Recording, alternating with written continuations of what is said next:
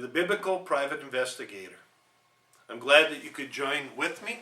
I plan on making short videos, 3 to 15 minutes at most, on different topics. And today's topic is, you ought to know what ought stands for. In Matthew, the 5th chapter, the 23rd verse, it says this: "Therefore, if thou bring thy gift to the altar, and there remember that thy brother has aught against thee, leave there thy gift before the altar, and go thy way, and first be reconciled to thy brother, and then come and offer thy gift.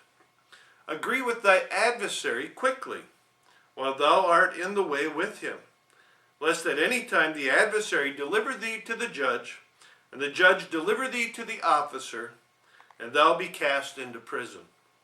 Verily I say unto thee, thou shalt by no means come out thence, till thou hast paid the uttermost farthing." This is King James English. Sometimes that's difficult to understand.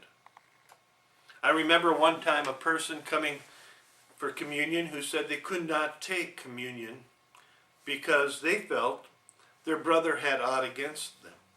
And I asked, what did they mean by that? And they said somebody was really upset and mad at them because they didn't agree with them over a certain biblical doctrine.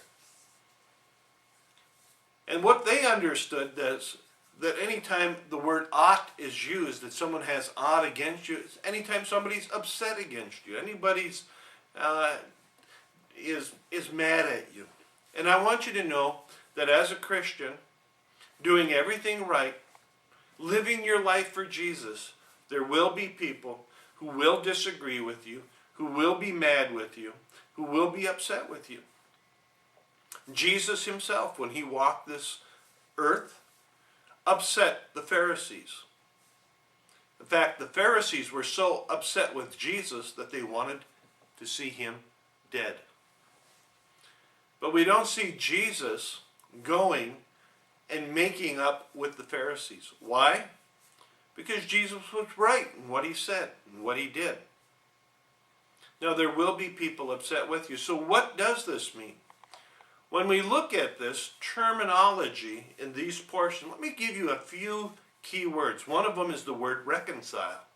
The word reconcile is a banking term. I believe it's the first time it's used in Scripture here. And this means that when you reconcile a bank book, everything balances out.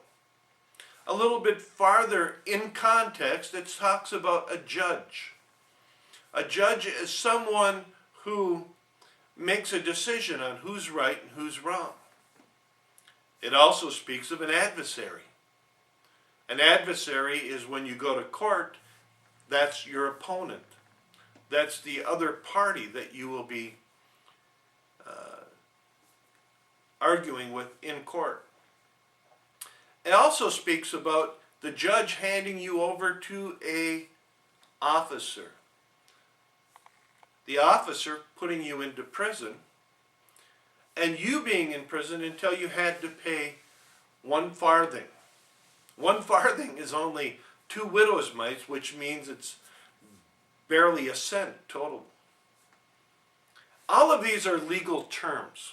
And these legal terms basically say if somebody has a just legal cause against you and you have done them wrong, you need to reconcile. You need to make it right. Now, I'm going to give you an example of something that I've seen in the past. I know of somebody who lived in a house and had not paid rent to their Christian brother that they were renting the house from for 3 months. They felt that their Christian brother should actually let them stay in the house and live there, and that they should not necessarily have to pay the rent on time or what was asked of them. But you know, if they went to court and they stood before the judge, that they would lose that case and that they would have to pay. There would be a judgment. And so in the Old Testament, when you came to bring your gift, bring your sacrifice, whether it was a lamb or a bull or the doves, God was more concerned that you legally did everything proper to other people. Not necessarily that everybody liked you, but you did what is right so that things were reconciled. And so what I'm saying today is, don't become an emotional doormat for an emotional bully. Someone who just has their nose out of joint because you disagreed with them. I believe that we should be peacemakers, and I believe that we should walk in love. But not everybody is going to agree with us. Let me share with you a biblical example.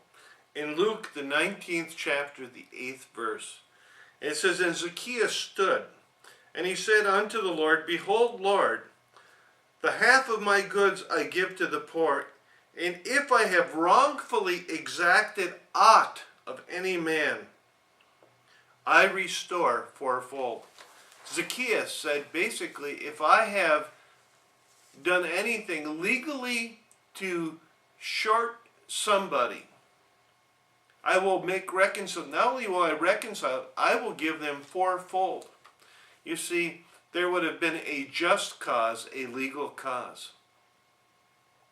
So, not everybody's going to agree with you. Not everybody's going to be happy with you. And there are some people who are going to have an attitude. And you cannot allow that to control your life.